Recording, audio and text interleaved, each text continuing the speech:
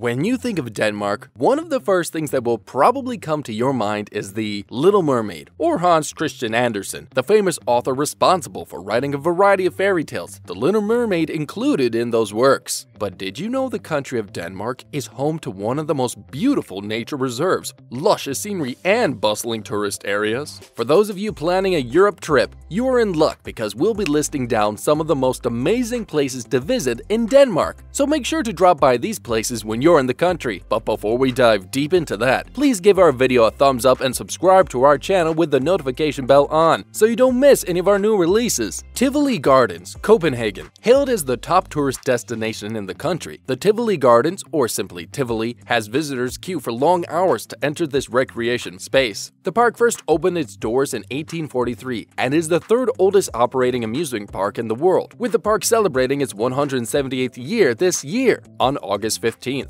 Yearly it attracts millions of visitors, but sadly it was brought to a halt due to the global health situation. In 2017 alone, 4.6 million visitors went to the park. If it looks familiar to you, the Tivoli inspired the design of the world-famous Disney theme parks. It has a multitude of attractions that include a roller coaster, restaurants, puppet theaters, cafes, gardens, food pavilions, roundabouts, and even a Moorish-styled concert hall. Like how it's done in Disneyland, the fireworks display is a much-awaited spectacle at night, and numerous lights are adorned in the gardens during the Christmas season. Nyhavn, New Harbor, Copenhagen. You're probably familiar with this scene, the colorful row houses near the docks. It's become somewhat of an icon through the years. The Nyhavn is a nice place to take a stroll or dine in on the restaurants along the docks. You may even take a trip among some of the tall ships that serve as a museum on the quayside. If you're feeling a bit daring, you can catch a hydrofoil to Sweden from here, or grab a pleasant harbor cruise to see the sights. National Museum of Denmark, Nationalmuseet, Copenhagen. Although located in the capital is the National Museum of Denmark, which is a 10 short-minute walk from the Tivoli Gardens, the museum is home to a variety of artifacts, both local and foreign, with exhibits from around the world such as South America and Greenland. It houses the country's national commitments to the fields of archaeology, ethnology, numismatics, ethnography, natural science, conservation, communication, building antiquarian activities in connection with the churches of Denmark, as well as the handling of Danfe, the national treasures. Collections highlight clothing from the 18th and 19th centuries, as well as antique furniture. It even houses a 2,000-year-old sun chariot and Romanesque and Gothic church trimmings. Christiansborg Palace. In the middle of the city stands a tiny island called Slotsholmen, and is where a palace and government buildings are located. It's the seat of the Danish government, the Danish Prime Minister's office, and the Supreme Court of Denmark. The palace is the only building in the world that houses all three of the country's branches of government: the executive power, the legislative power, and judicial power. It boasts of its 800-year history, with several wings still being used by the royal household, and most of the structure is open to the public for viewing. The first castle built on this site was built by Bishop Absalon back in 1167. Visitors can even see remnants of the bishop's castle, which was destroyed during the 14th century. Frederiksborg Castle and the Museum of National History. When we told you Denmark is home to numerous castles, we weren't kidding, because next on the list is Frederiksborg Castle. The palace's exterior and grounds include highlights like the Neptune Fountain, a pair of round towers once occupied by the court scribe and sheriff, and a beautiful relief depicting the deities Mars and Venus, which is located on the facade of the audience house. This palatial complex is located in Hillerød and was built as the royal residence of King Christian IV of Denmark-Norway in the early 17th century. This structure became the largest Renaissance residence in Scandinavia and was built to replace an older castle acquired by Frederick II. The complex since then has housed the Museum of National History back in 1878 that boasts collections that focuses on artwork that illustrates the country's history and includes a robust assortment of painted portraits, photography, and prints. If you're visiting the location, make sure to get on board the castle's tour, where you get to explore the rooms that once housed the nobles of the time. The National Gallery of Denmark, Statens Museums for Kunst, Copenhagen. Located in the city center, the National Gallery of Denmark collects, registers, maintains, researches, and handles Danish and foreign art dating back from the 14th century until today. It boasts having the largest collection of Danish art, most of which were originally housed at the Christiansborg Palace, but were later relocated to the National Gallery during the late 19th century. It is home to several artworks of renowned painters such as Picasso, Edvard Munch, and has covered over 700 years of European and Scandinavian art. By the way, there's also a cafe inside the museum, so if you ever get tired, you can take your coffee break in the area. The Faroe Islands, or simply called the Faroes, this North Atlantic archipelago is located 320 kilometers northwest of Scotland and halfway between Iceland and Norway. The Faroe Islands, Sheep Islands,